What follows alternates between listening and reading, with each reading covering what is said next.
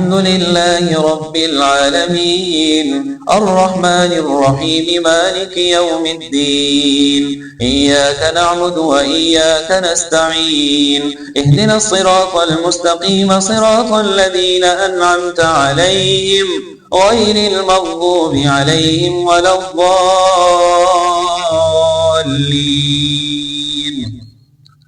إن الله اشترى من المؤمنين أنفسهم وأموالهم بأن لهم الجنة يقاتلون في سبيل الله فيقتلون ويقتلون وعدا عليه حقا في التوراة والإنجيل والقرآن ومن أوفى بعهده من الله فاستبشروا ببيعكم الذي بايعتم به وذلك الفوز العظيم.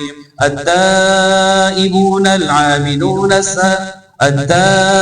العابدون الحامدون السائحون الراكعون الساجدون الآمرون بالمعروف والناهون عن المنكر والحافظون لحدود الله وبشر المؤمنين. ما كان للنبي والذين آمنوا أن يستغفروا للمشركين ولو كانوا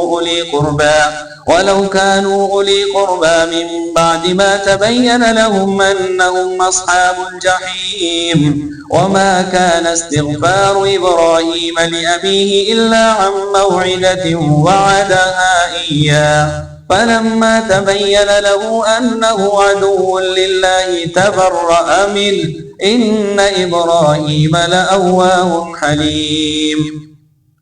وما كان الله ليضل قوما بعد إذ هداهم حتى يبين لهم ما يتقون إن الله بكل شيء عليم. إن الله له ملك السماوات والأرض يحيي ويميت وما لكم من دون الله من ولي ولا نصير. لقد تاب الله على النبي والمهاجرين والأنصار الذين اتبعوه في ساعة العسرة من بعد ما كاد يزيغ قلوب فريق منهم ثم تاب عليهم إنه بهم رؤوف رحيم. وعلى الثلاثة الذين خلفوا حتى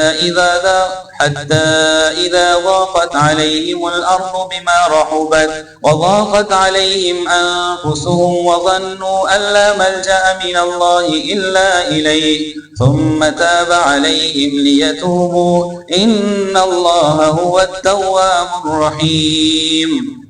يا أيها الذين آمنوا اتقوا الله وكونوا مع الصادقين. ما كان لأهل المدينة ومن حولهم من الأعراب أن يتخلفوا عن رسول الله ولا يرغبوا بأنفسهم عن نفسه ذلك بأنهم لا يصيبهم ظمأ ولا نصب ولا مخمصة في سبيل الله ولا يطؤون موطئا يغيظ الكفار ولا ينالون من عدو نيلا إلا كتب لهم به عمل صالح إن الله لا يضيع أجر المحسنين.